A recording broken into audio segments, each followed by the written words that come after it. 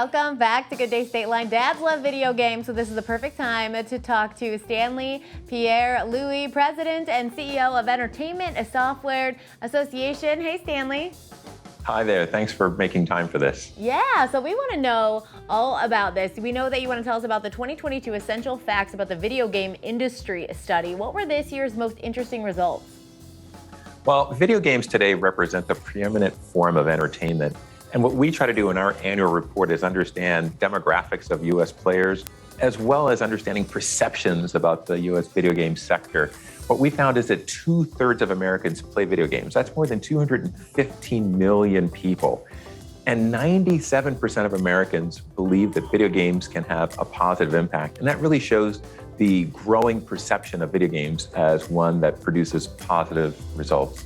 Well, there's so many video games out there. Even if you go back 10, 15 years to when I was sitting in my parents' basement with my brother playing them all day, every day, like times have changed and now there's really something for everyone, don't you think? There really is. And what we're finding is that young and middle-aged players love racing games, fighting games, sports games, things like the Madden football game from Electronic Arts or Mario Kart from Nintendo. Older players really enjoy puzzle games because they're familiar to them, but also because of the ability to help with mental acuity, which is what they report. So there is a game for everyone, and all genres are really surging these days. Yeah, so I'm guessing that mental ability is one of the unique benefits of video games. What else do we have from this study? Well, one of the things that we've learned from video game players is that they find a lot of solace in video games, particularly at a time when we're thinking about mental awareness and that being front of mind. Video game players are saying that video games can help with their own mental well-being.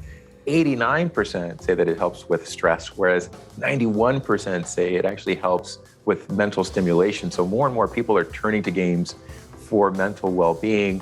Beyond that, video game players are also telling us that video games help with important life skills, things like collaboration, teamwork, and even soft skills like empathy, because when you're playing games through someone else's perspective, you're getting all kinds of insights about someone else's life. That's really cool. I know, too, we want to talk about the misconceptions about the video game player profile. So what did the study show us that we are so wrong about? Well, today, women represent 48% of the U.S. video game population, which probably surprises many people, but that number has been on the rise for a few years, and it really correlates to what's happening on a worldwide basis. The other thing is the average age of a video game player is 33 years old, which shows that people are really staying with games longer than their teenage years, as some people might suspect.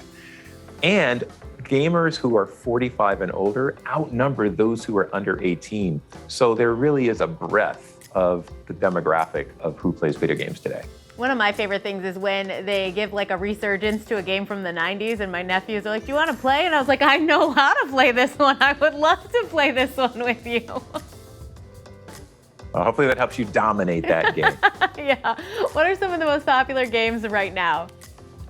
Well, there really are a span of games. As I mentioned before, there are games like the Madden series from Electronic Arts. There are games like Nintendo's Mario Kart, which younger people like to play, and older people like to play these puzzle games. So there really are all kinds of games making a lot of hits today and bringing joy to fans everywhere.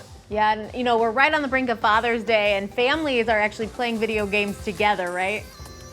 Thanks for the shout out to Father's Day. And as I think about families playing together, I think about how my 15-year-old plays with his cousins all over the country and how we as a family sometimes play together as well. 61% of people say that playing video games has helped them stay in touch with family, and 77% of parents report playing with their children at least once a week, which is a 22% jump from before pandemic days. So more and more video games are becoming the family pastime. Well, one of the best parts too is it doesn't matter what the weather is. It really doesn't matter what time it is. You can play video games at 9 a.m. or 9 p.m. They're still there for you. That's exactly right. And there's someone there to make a connection with. And more people are playing together. In fact, 83% of people who play games play with others either online or in person. And that really shows the staying power of what's driving video gameplay today. Absolutely. Well, thank you so much for joining us tonight. Where can our viewers go to get all those facts right in the palm of their hand?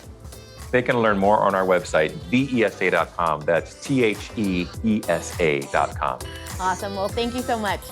We'll be right back with more Good Day Stateline.